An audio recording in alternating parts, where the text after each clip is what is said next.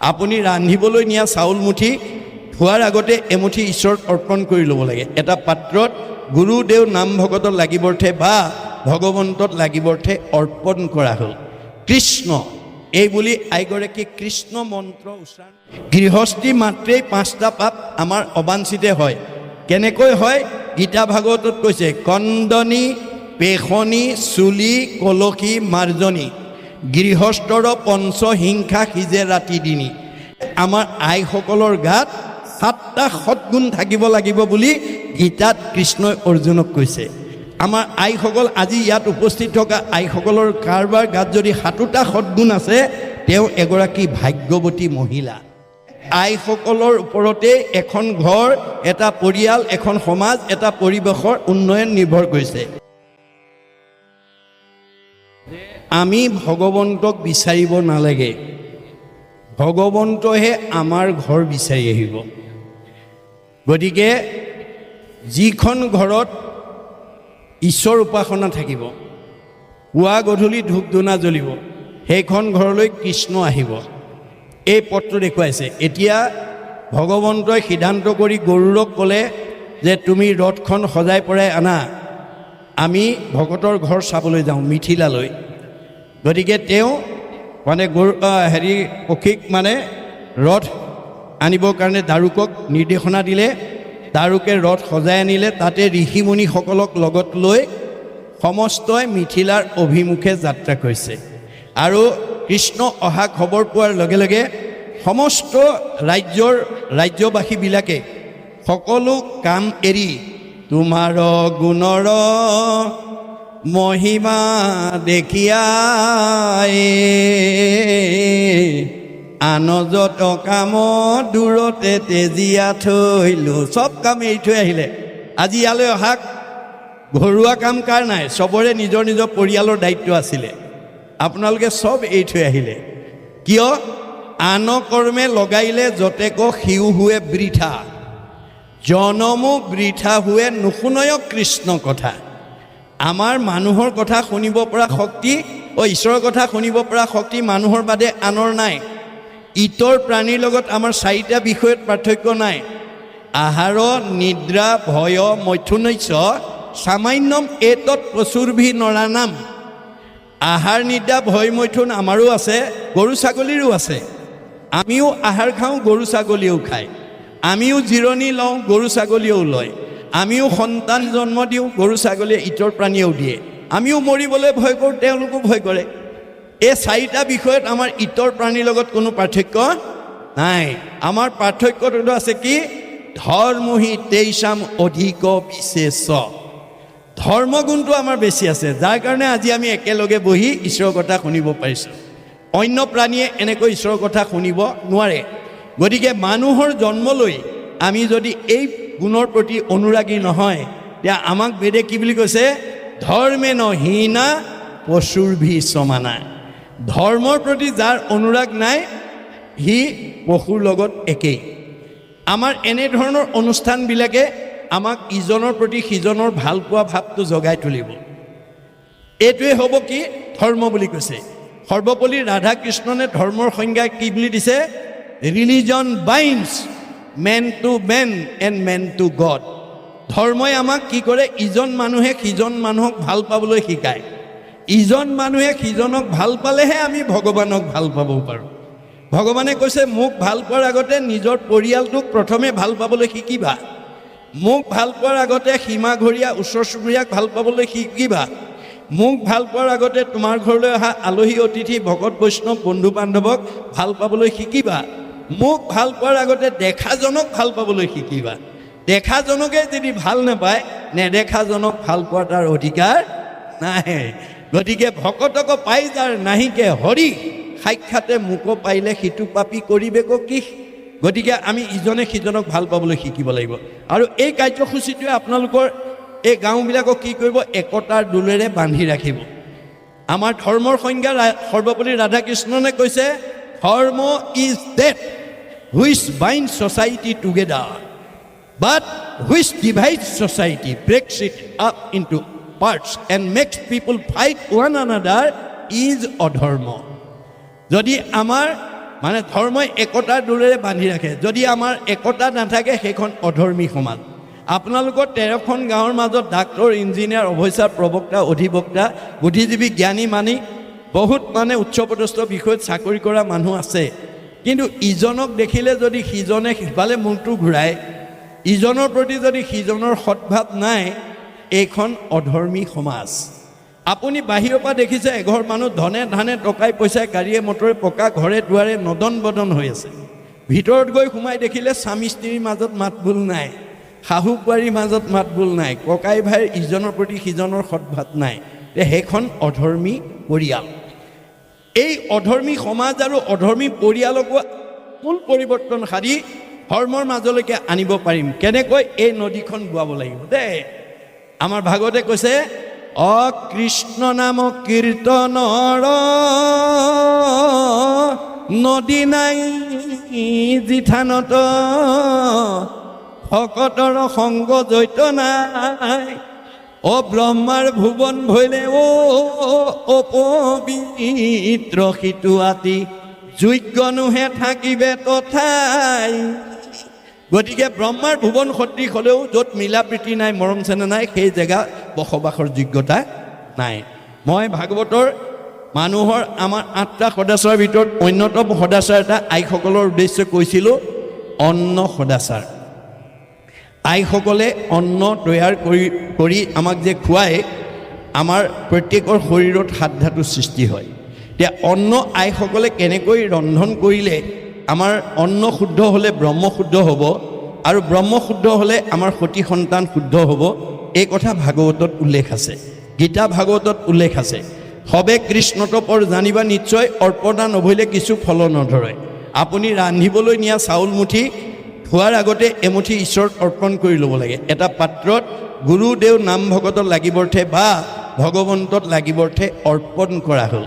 কৃষ্ণ এই বুলি আইগৰাকী কৃষ্ণ মন্ত্ৰ উচ্চাৰণ কৰি এমুঠি ভগৱানত অৰ্পণ কৰি লৈ বাকীখিনি শুদ্ধভাৱে ধুই পখালি ৰন্ধন কৰিব লাগিব, আৰু খাবলৈ দিওঁতেও কৃষ্ণ মন্ত্ৰ উচ্চাৰণ কৰি খাবলৈ দিব লাগে। যে আমাৰ কৃষ্ণ মন্ত্ৰ আইগৰাকী মুখৰ কৃষ্ণ নামটোৱে কি কৰে? হৰিনাম হুতাখন পাপ সুখান বন খনেকতে দহি কৰে চন। যে আমাৰ ভগৱন্তৰ নামটো জুইৰ লগত তুলনা কৰিছে, যে শুকান বনত জুই লাগিলে যেনেকৈ তৎক্ষণাৎ পুৰি নাইকিয়া হৈ যায়, আইগৰাকীয়ে কৃষ্ণ মন্ত্ৰ উচ্চাৰণ কৰি অন্ন থোৱা আৰু খাবলৈ দিওঁতে সেই সময়লৈকে হোৱা 5 প্ৰকাৰ পাপটো নাইকিয়া হৈ যায়। আমাৰ প্ৰত্যেক গৃহস্থী ঘৰত 5টা পাপ অবাঞ্ছিতে হয়। সংঘ, অনাসংঘ, বামুণীয়া, কীৰ্তনীয়া, সত্ৰ সমাজ বুলি কথা নাই, গৃহস্থী মাত্ৰেই 5টা পাপ আমাৰ অবাঞ্ছিতে হয়। কেনেকৈ হয়? গীতা ভাগৱতত কৈছে, কন্দনী, পেশনী, চুলি, কলসী, মাৰ্জনী, গৃহস্থৰ পঞ্চ হিংসা সিজে ৰাতি দিনী। এই 5টা প্ৰকাৰ আমাৰ অবাঞ্ছিতে পাপ হৈ থাকে গৃহস্থী মাত্ৰেই। কন্দনী মানে ঢেঁকী বা মিক্সাৰত জা জলপান কৰিলে মানে ব্ৰহ্ম হত্যা হয়, তাত পাপ লাগে। পেশনী মানে পতাত মছলা পিছা, সৰিয়হ পিছা, আদা পিছা, জলকীয়া পিছা, নহৰু পিছা কৰি অন্ন তৈয়াৰ কৰিলে তাত ব্ৰহ্ম হত্যা হয়, তাতো পাপ লাগে। চুলি মানে জুহালত গেছত ৰন্ধনশালাত অন্ন তৈয়াৰ কৰিলে তাতো পাপ লাগে। কলসী মানে কলহ বা কোনো পাত্ৰত পানী আনিলে চকুৰে মনিব নোৱাৰা জীৱাণু আহে, গৰম কৰি মাৰি পেলোৱা হয়, তাতো ব্ৰহ্ম হত্যা হয়, তাতো পাপ লাগে। মাৰজনী ঠাইঘৰ সাৰোঁতে মচোঁতে সূতা বাঢ়নি জাৰুত লাগি চকুৰে মনিব নোৱাৰা পোক পৰুৱা মৰে, মছজিদলৈ যাওঁতেও চকুৰে মনিব নোৱাৰা জীৱাণু মৰি আহে, তাতো পাপ ব্ৰহ্ম হত্যা হয়, তাতো পাপ লাগে। তাৰ দুখে গৃহবাসী স্বৰ্গক নাযায়। এই 5টা পাপ, কন্দনী, পেশনী, চুলি, কলসী, মাৰ্জনী, গৃহস্থৰ পঞ্চ হিংসা সিজে ৰাতি দিনী। ৰাতিপুৱা শুই তাৰ পৰা গধূলা খোৱালৈকে এই কামবিলাক কৰোঁতে 5টা পাপ আমাৰ প্ৰত্যেক গৃহস্থী ঘৰত মানে অবাঞ্ছিতে হৈ যায়। তাৰ দুখে গৃহবাসী স্বৰ্গক নাযায়, কৃষ্ণ অৰ্থে কৰি পুনো মুকুতিক পায়।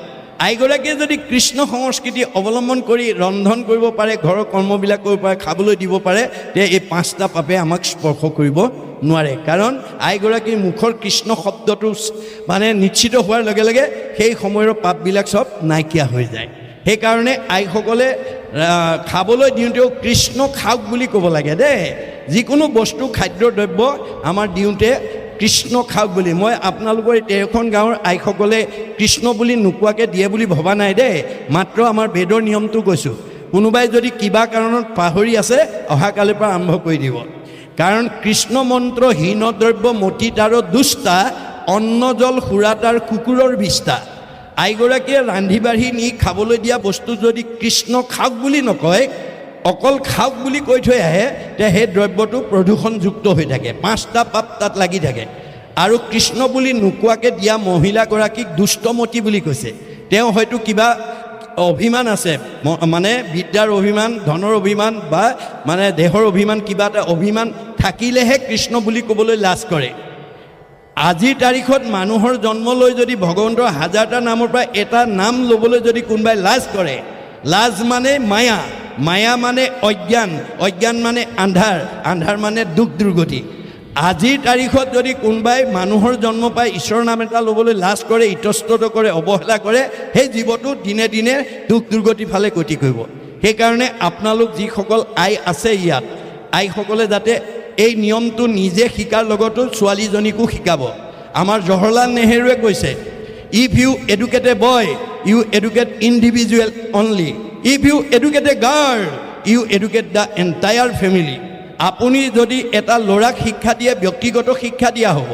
এজনী ছোৱালীক যদি এই নীতি শিক্ষা দি পঠিয়াই, ভৱিষ্যত পৰিয়ালটোৰ কাৰণে উপকাৰ হ'ব। সেইকাৰণে আইসকলৰ ওপৰতে এখন ঘৰ, এটা পৰিয়াল, এখন সমাজ, এটা পৰিৱেশৰ উন্নয়ন নিৰ্ভৰ কৰিছে। ঋগ্বেদত কৈছে, ন গৃহম গৃহম ইতি আহু গৃহিণী গৃহম উচ্যতে তয়াহি সহিতা সৰ্বান পুৰুষায়াম সমষ্ণুতে। যিখন ঘৰৰ, যিখন সমাজৰ আইসকল ঈশ্বৰমুখী হ'ব, ভক্তিমুখী হ'ব, তেওঁ নিজেতো উদ্ধাৰ হ'বই, সেই ঘৰখনৰ পৰিয়ালৰ সমাজৰ জীৱবিলাকক চতুৰ্বৰ্গ সাধন কৰিব পাৰিব। আৰু যিসকল আই ভক্তি বিমুখী হ'ব, মানে মহাভাৰতৰ বন পৰ্বত কৈছে, জৈশ ভাৰ্যা গৃহে নাস্তে সাধিসা পুণ্য চাৰিতা অৰণ্যং তেন গন্তব্যং যথা অৰণ্যং তথা গৃহম। যিখন ঘৰৰ, যিখন পৰিয়ালৰ, যিখন সমাজৰ আইসকল ভক্তি বিমুখী হ'ব, তেওঁ নিজেতো নষ্ট হ'বই, সেই সমস্ত পুৰুষক নষ্ট কৰিব আৰু ঘৰ গুচি বাঁহতল কৰিব। আমি ঘৰ গুচি বাঁহতল হোৱাটো কোনেও নিবিচাৰোঁ, ঘৰ গুচি বৈকুণ্ঠ হোৱাটো বিচাৰোঁ। গতিকে ঘৰ গুচি বৈকুণ্ঠ কৰিবলৈ হ'লে আমাৰ আইসকলৰ গাত 7টা সৎগুণ থাকিব লাগিব বুলি গীতাত কৃষ্ণই অৰ্জুনক কৈছে। এই কথাকেইটা কোৱাৰ পিছতেই মই আপোনালোকৰ মাজৰ পৰা আজি আলোচনা বিদায় ল'ম, সময় যিহেতু অতীত হৈ গৈছে। আমাৰ আইসকল, আজি ইয়াত উপস্থিত থকা আইসকলৰ কাৰোবাৰ গাত যদি 7টা সৎগুণ আছে, তেওঁ এগৰাকী ভাগ্যৱতী মহিলা। যদি কমি আছে পূৰাই ল'ব দেই, মই কৈ থৈ যাওঁ। গীতাত কৃষ্ণই অৰ্জুনক কোৱাৰ চলে আমাৰ গৃহস্থী ধৰ্মৰ আইসকলৰ থাকিবলগীয়া গুণকেইটা কথা কৈছে। 7টা গুণ থাকিব লাগিব। কি কি 7টা গুণ?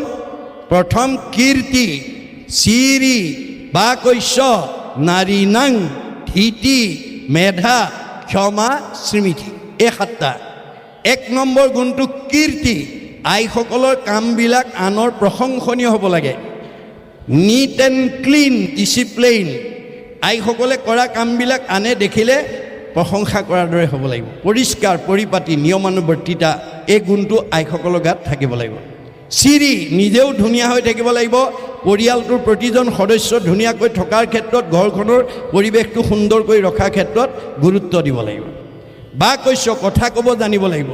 আজি কথা ক'ব নজনাৰ কাৰণে বহুত শাহুৱেকক বোৱাৰীয়েকে বেয়া পায়, বহুত বোৱাৰীক শাহুৱে বেয়া পায়, বহুত দেউৰেকক নবৌকে বেয়া পায়, বহুত নবৌয়েকক দেউৰেকে বেয়া পায়, ইত্যাদি ইত্যাদি। গতিকে কথা ক'ব নজনাৰ কাৰণে আমাৰ পৰিয়ালত বিশৃংখল হয়। গতিকে আমাৰ কথাবিলাক আইসকলক কেনেকৈ ক'ব লাগিব? সত্য, প্ৰিয়, হিত। এই বিষয়ে ইতিমধ্যে মই আলোচনা কৰিছোঁ। সঁচা কথা ক'ব, শুনিবলৈ ভাল পোৱাকৈ ক'ব আৰু আনৰ উপকাৰ হোৱাকৈ ক'ব। তেতিয়া আপোনাৰ কি হ'ব? পৰোপকাৰায় পুণ্যম। আপুনি কোৱা কথাটোৰ কাৰণে যদি আনৰ উপকাৰ হয়, আপুনি কোৱাজনৰ পুণ্য হ'ব। আৰু পুণ্য হ'লে আপুনি জীৱনত সুখ ভোগ কৰিব পাৰিব, জীয়াই থাকোঁতে উত্তৰণ হ'ব আৰু মৰিলে সদ্গতি পাব। পাপায় পৰপীড়নম, যদি আনক দুখ পোৱাকৈ কথা কয় আপোনাৰ পাপ হ'ব। আপুনি নাভাবিব, মই মানে কোনো শাহুৱে নাভাবিব মই বোৱাৰীক আজি একদম ঠিকছে কৈ দিছোঁ, হাড়লৈকে ভেজাই দিছোঁ। ভগৱানে কৈছে তুমি সাজু হৈ থাকা তাৰ দুগুণ পাবৰ কাৰণে, কাৰণ মই বোৱাৰীৰ দেহতো মই আছোঁ, শাহুৰৰ দেহতো ময়ে আছোঁ। মোক দুখ দি তুমি কেতিয়াও বাচি যাব নোৱাৰিবা। ন ভুক্তং ক্ষয়তে কৰ্ম কল্পকৌটিশতে অপি অৱশ্যমেব ভুক্ত ইবম কীট কৰ্ম শুভা শুভম। আপুনি বেয়া কথা কৈ সাৰি যাব নোৱাৰিব, আপুনি তাৰ দুগুণ বেয়া ফল ভোগ কৰিব লাগিব। বা কৈছ নাৰী নাং ধীতি ধৈৰ্য গুণ, যিখন ঘৰৰ আইসকল ধৈৰ্যশীল হ'ব সেইখন ঘৰৰ স্বামী বা পৰিয়ালবৰ্গ বিপদমুখী হ'ব নোৱাৰে। আমাৰ ধৈৰ্য গুণটো কেনেকুৱা হ'ব লাগিব? শৈবা, হৰিচন্দ্ৰ ৰজাৰ ভাৰ্যা শৈবাৰ দৰে হ'ব। শৈবাই ধৈৰ্য গুণৰ পৰিচয় কেনেকৈ দিছে যে হৰিচন্দ্ৰ ৰজাই শৈবাৰ লগত কোনো আলোচনা নকৰাকৈ সত্যত বন্দী হৈ বিশ্বামিত্ৰক সমস্ত ৰাজ্যধন দি দিলে। অৱশেষত দক্ষিণা দিবলৈ হাতত পইচা নাই, এমাহ সময় খুজিলে। ঋষিবৰ মোক এমাহ সময় দিয়া। ঋষিয়ে ক'লে হ'ব তোমাক এমাহ সময় দিছোঁ। এমাহ সময় লৈ তেওঁ ভাৰ্যাক লৈ এখন উপবনত পলাই আছেগৈ। বিশ্বামিত্ৰই এমাহৰ পূৰ্বে বিচাৰি বিচাৰি গৈ উপবনত পাই পেলাই হৰিচন্দ্ৰক উদ্দেশ্যি ক'লে, হেৰা ৰাজা হৰিচন্দ্ৰ, মোৰ দক্ষিণাটো যদি হেলা কৰ তই সবংশকে সাপি ভস্ম কৰি বহু মই। মোৰ দক্ষিণাত যদি অৱহেলা কৰ তো গোটেই বংশ মই সাপি ধ্বংস কৰি দিম। ঋষিৰ বচন শুনি হৰিচন্দ্ৰ ৰায় কপিবে লাগিলে মুখে মাত বোল নাই। ঋষিয়ে যদি গোটেই সাপটি মোৰ বংশটো ধ্বংস কৰি দিয়ে, মোৰ ৰজা উপাধি লোৱাৰ পৰা কি হ'ব? গতিকে মুখৰ মাত হেৰাই গৈছে। মনৰ কথা ক'বলৈ ভাৰ্যাৰ বাবে দ্বিতীয় ব্যক্তি নাই। ভাৰ্যা কচাহিয়া ৰাজা বুলিলা বচন, অশুনা প্ৰাণেশ্বৰী মূৰ বাক্যে দি মন। হে ভাৰ্যা, তুমি মোৰ মনৰ কথালৈ অকণমান গুৰুত্ব দিয়া। কেনমতে ঋষিৰ মই খুজিবো ধাৰ, কেনমতে বংশক মই কৰিবো উদ্ধাৰ। মই এতিয়া ঋষিৰ ধাৰটো কেনেকৈ পৰিশোধ কৰোঁ, বংশটো কেনেকৈ উদ্ধাৰ কৰোঁ, মই হতাশ হৈ গৈছোঁ। মোৰ মুখৰ মাত হেৰাই গৈছে। যিটো সময়ত স্বামী হতাশ হৈছে, মুখৰ মাত হেৰাই গৈছে, স্বামীক প্ৰেৰণা দিবৰ কাৰণে, সাহস দিবৰ কাৰণে ভাৰ্যাই কেনেকৈ উত্তৰ দিলে? স্বামীৰ বচন শুনি শৈবা প্ৰাণেশ্বৰী, অস্বামীক বুলিলা অল্প হাস্য কৰি। হাঁহি মাৰি উত্তৰ দিলে। যি সময়ত ভাৰ্যা হতাশ হৈছে, ভাৰ্যাৰ মুখত স্বামী হতাশ হৈছে, ভাৰ্যাৰ মুখত হাঁহি দেখাৰ লগে লগে প্ৰেৰণা পাইছে, সাহস পাইছে। আৰু কি বুলি ক'লে? মহাৰাজ নাহি নাহি আন ধৰ্ম জানা সত্য বিনা, জানি আন নিচিন্তিও দিও ক দক্ষিণা। স্বামী, সত্যতকৈ আৰু ধৰ্ম নাই, ভয় নকৰিবা, দক্ষিণা দি দিয়া। হৰিচন্দ্ৰই ক'লে মই ক'ৰ পৰা দিম, মোৰ হাততে পইচাও নাই। তেতিয়া ভাৰ্যাই ক'লে, আমাকো বিকিয়া ৰাজা ঋষিৰ খোজা ধাৰ, আতপৰে আন উপায় নেদেখো হোৱাৰ। মোক বিক্ৰী কৰি হ'লেও তুমি ঋষিৰ ধাৰটো পৰিশোধ কৰা। এই যিটো সাহস, এই যিটো প্ৰেৰণা, হয় নাই? আমাৰ বাৰু সিমানলৈ যাবগৈ নালাগে দেই, আপোনালোকে নিজক বেচিবগৈ নালাগে। কিবা কাৰণত যদি স্বামীক কিবা পৰিস্থিতিত আপোনাৰ ভাৰ্যাৰ লগত আলোচনা নকৰাকৈ তেনেকুৱা বিপদত পৰি আহি কয়হি, আমাৰ অন্তত ভাৰ্যাই ক'ব পাৰিব লাগিব আপুনি কিয় ইমান হতাশ হৈছে। আন্ধাৰে পোহৰে দিনটো, সুখে দুখে জীৱনটো, দুখক অতিক্ৰম কৰি সুখক প্ৰতিষ্ঠা কৰাই জীৱনৰ সাৰ্থকতা। ধৈৰ্য ধৰক, ঈশ্বৰে কৃপা কৰিব। কেতিয়াবা কিবা কাৰণত ভাৰ্যাও তেনেকুৱা পৰিস্থিতিত হতাশ হ'ব পাৰে, তেতিয়া স্বামীয়েও ভাৰ্যাক মানে প্ৰেৰণা দিব পাৰিব লাগিব। কি বুলি? তুমি কিয় ইমান হতাশ হৈছা? আন্ধাৰে পোহৰে দিনটো, সুখে দুখে জীৱনটো, গতিকে তুমি দুখক অতিক্ৰম কৰি সুখক প্ৰতিষ্ঠা কৰাই জীৱনৰ সাৰ্থকতা। গতিকে ধৈৰ্য ধৰা, ঈশ্বৰে কিবা কৰিব।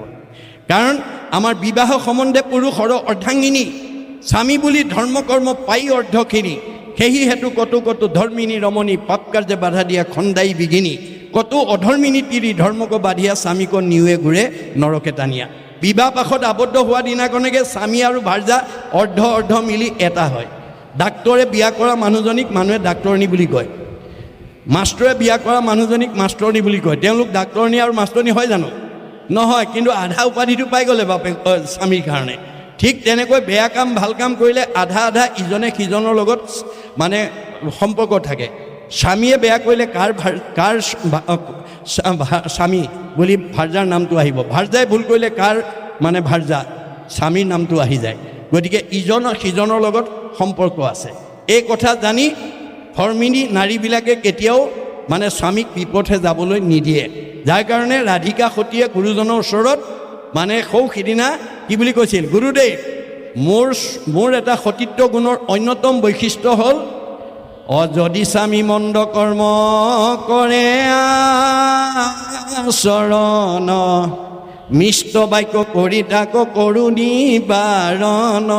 মোৰ চকুৰ আগত যদি স্বামীয়ে ভুল কৰা দেখোঁ, মই তেওঁক মধুৰ বাক্যৰে তেওঁক ভুল পথৰ পৰা শুদ্ধলৈ আনিবৰ কাৰণে যত্ন কৰোঁ। বোলে কাৰণ বোলে বিবাহ সম্বন্ধে পুৰুষৰ অৰ্ধাংগিনী, মই তেওঁৰ অৰ্ধাংগিনী ৰূপে আছোঁ, যে তেওঁৰ কৰা কৰ্মৰ আধা অংশ মই ভুগিব লাগিব। সেইকাৰণে মই স্বামীক কেতিয়াও বিপথে যোৱাটো নিবিচাৰোঁ। তুমি কেনেকুৱা ভুল পথে গ'লে অগ্ৰাধিকাৰ দিয়া, বোলে যদি কলি থকা ঠাইলৈ যায়। কলি ক'ত থাকে অলপ আগতে আলোচনা কৰিছোঁ, যে নিৰ্পতি বুলন্ত কলি তোক দিলোঁ স্থান, জৈত খেলে যোৱা পাশা কৰে মদ্যপান। স্ত্ৰী পঞ্চ সোণা গৃহস্থৰ থাকে জড়িত, এই চাৰি স্থান দিলোঁ বঞ্চগে। এই চাৰিটা ঠাইত বোলে মদ খোৱাত কিয় বাধা দিয়া? মাদ্যতি যত তৎ মদ্যম, মদ খালে নিচা লাগে। বুদ্ধি লুম্পতি যত দ্ৰব্যম মদকাৰী তদচ্ছতে, নিচাযুক্ত বস্তু খালে সৎবুদ্ধি বিনাশ হৈ অসৎ ফালে গতি কৰে। মোৰ স্বামীয়ে যাতে নিচাযুক্ত বস্তু খায়, মানে মদ ভাং খাই যাতে নিচাযুক্ত হ'ব লগা নহয় আৰু সৎবুদ্ধিৰ পৰা বিপথে যাব লগা নহয়, তাৰ কাৰণে মই তেওঁক গুৰুত্ব দিওঁ। বৰ সুন্দৰ হৈছে। যোৱা পানী আনা, 3টা গাঁঠি এপল পানী আৰু এপল মাটি ব্ৰহ্মপুত্ৰৰ পৰা যোগবলৈ আনি টেম্বনি জানত পেলাই দিয়াৰ লগে লগে বুৱতী নদী বন্ধ হৈ গ'ল। সেই অঞ্চলৰ ৰাজ্য বানপানী কবলৰ পৰা মুক্ত হ'ল। আজিও নগাঁৱত সেই মানে ঠাইটো মানে বৰদোৱাত শান্তিজান হিচাপে পৰিচিত হৈ গ'ল। এয়া আইসকলৰ মানে ভক্তি জ্ঞানৰ বা সতীত্ব গুণৰ মাহাত্ম্য। এতিয়া এই তত্ত্বটো নজনা আমাৰ এগৰাকী আইক আমাৰ কোনোবা বাপ বা অন্যই যদি তেনেকুৱা ভুলত পৰি পেলাই যদি আমাৰ গৰাকীক যদি কওঁগৈ, হেৰা মোৰ এনেকুৱা হ'ল নহয়, কি হ'ব এতিয়া? আমাৰ গৰাকীয়ে কি ক'ব? ভাল হৈছে, মোৰ লগত কোনো আলোচনা নকৰাকৈ কৰিছিলে নহয়, আপোনাৰ আৰু হ'ব লাগিব, এনেকৈ বুলিহে ক'ব। তাৰমানে সান্তনা দিয়ক চাৰি, জ্বলা জুইত ঘিউহে ঢালি দিব। এতিয়া আমাৰ গুৰুজনাৰ দৰ্শনটো হ'ল কি, ভাগৱতৰ দৰ্শনটো হ'ল কি, পাৰিবাৰিক জীৱন, দাম্পত্য জীৱন, যুগ্ম জীৱন, সাংসাৰিক জীৱনত আমাৰ জ্বলা জুই নুমাবলৈ আমি পানী ঢালিবলৈ শিকিব লাগিব। জ্বলা জুই নমাবলৈ ঘিউ ঢালিলে নহ'ব। অৰ্থাৎ কিবা কাৰণত স্বামীৰ খং উঠিলে ভাৰ্যাই হাঁহি এটা মাৰি তেওঁক সান্তনা দিব পৰা গুণটো থাকিব লাগিব। কেতিয়াবা কিবা কাৰণত ভাৰ্যাৰ কিবা এটা খং উঠিলে স্বামীয়েও হাঁহি মাৰি ভাৰ্যাৰ খংটো মানে সান্তনা দিবৰ কাৰণে আমি জানিব লাগিব। গতিকে এয়া হৈছে আমাৰ পাৰিবাৰিক জীৱনৰ নীতি, এইখিনি আমি জানিব লাগিব। তাৰপিছত কি থাকিব লাগিব? মেধা মানে তৎপৰতাই কামবোৰ কৰি যোৱা গুণটো থাকিব লাগিব। কৰোঁ নকৰোঁ এনেকুৱা অৱহেলা ভাৱেৰে কামবিলাক আমাৰ আইসকলে কৰিব নালাগে। মেধা, স্মৃতি, মনত থকা গুণটো থাকিব লাগিব। ঘৰত কি আছে কি নাই, কোনটো বস্তু ক'ত আছে, এই কথাখিনি ক'ব পাৰিব লাগিব। আৰু মানে ক্ষমা গুণ আইসকলৰ থাকিব লাগিব। যিখন ঘৰৰ আইসকলৰ ক্ষমা গুণ আছে, স্বামী বিপদত নপৰে, পৰিয়ালটোত বিপদত নপৰে। ধৰি লওক সীমাঘৰীয়া মানুহজনৰ লগত স্বামীৰ কিবা এটা বিতৰ্ক হ'ল, তেওঁক অকণমান বেয়াকৈ ক'লে, ক্ষমাগুণ থকা আয়ে কি বুলি ক'ব? হ'ব দিয়ক, কল দুটা থাকিলেও ঠেকা ঠেকি লাগে। সীমাঘৰীয়া মানুহ কিবা এটা ক'লে আৰু আপুনি সেইটো ধৰি থাকিব নালাগে। যদি ক্ষমাগুণ নাই, আইজনে কি ক'ব? তেওঁ তেনেকৈ ক'বলৈ কোন? ধৰক মাৰক, এই বুলি যদি উচ্চতাই দিয়ে, তেতিয়াহ'লে বিপদত পৰিব। গতিকে আমাৰ আইসকলৰ ক্ষমাগুণটো আমাৰ উদ্ধৱক কৈছে, মূত চিত্ত দিয়া যিটো জনমহাশয়, হানি অপমান দুখ শোকক সহায়, তাকে সে বুলিও ক্ষমা জানিবা উদ্ধৱ, ক্ষমাৱন্ত পুৰুষৰ নাই পৰাভৱ। আপোনাক কোনোবাই কিবা এটা বেয়া কথা ক'লে মোক কৈছে বুলি নধৰিব, আত্মাক কৈছে। আপুনি ঈশ্বৰক গতাই দিব, প্ৰভু এয়া মোক কোৱা নাই, তোমাক কৈছে, তুমি ব্যৱস্থা ল'বা। বয়স 100%, 100% তাৰ প্ৰতিক্ৰিয়া কৰিব। তাকে নকৰি যদি আপুনি প্ৰতিবাদ কৰে, 50-50 হৈ যাব। আপোনাক কোনোবাই এটা বেয়াকৈ ক'লে যদি আপুনি দুটা বেয়াকৈ কৈ দিয়ে, আপোনাৰ দুইজনৰ সমান সমান হৈ যাব। গতিকে আমাৰ ক্ষমা গুণৰ নিদৰ্শন অৱতাৰী পুৰুষ বুদ্ধদেৱে দেখুৱাই থৈ গৈছে। বুদ্ধদেৱৰ বৈশিষ্ট্য আছিল কি? নিতৌ ভিক্ষা মাগি জীৱিকা নিৰ্বাহ কৰে।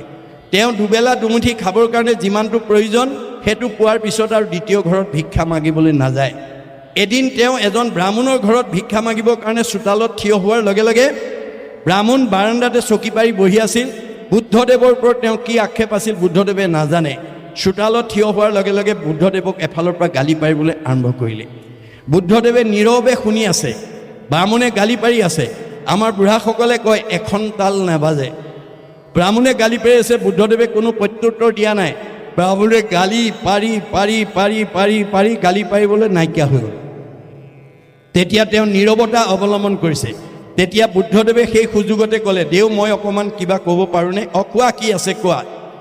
তোমাৰ ঘৰলৈ অতিথি আহিলে তুমি কিবা দ্ৰব্য দি সৎকাৰ কৰা বোলে। হয়, তুমি দিয়া দ্ৰব্যটো যদি অতিথিয়ে গ্ৰহণ নকৰে তুমি পেলাই দিবা নে দ্ৰব্যটো তোমাৰ ঘৰতে ৰাখিবা? কিয় পেলাই দিম? মোৰ দ্ৰব্যটো গ্ৰহণ নকৰিলে মোৰ ঘৰত থাকিব। তেতিয়াহ'লে তুমি ইমান সময় মোক যিখিনি আতিথ্য কৰিলা মোৰ সেইখিনি গ্ৰহণ কৰা নহ'ল, তোমালোকে থাকিলেতো।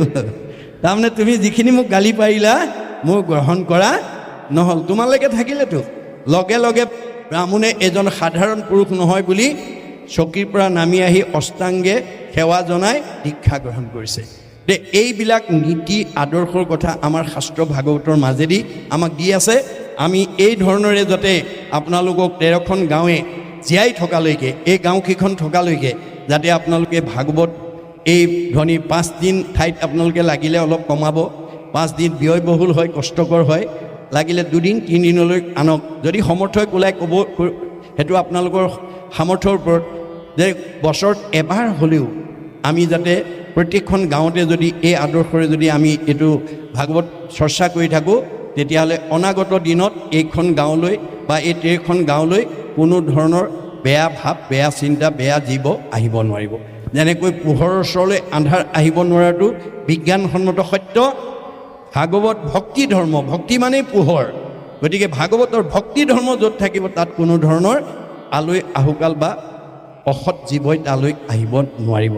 এই আহ্বান জনাই আপোনালোকৰ অনিচ্ছাকৃতভাৱেও মই আজি আপোনালোকৰ পৰা বিদায় লৈছোঁ।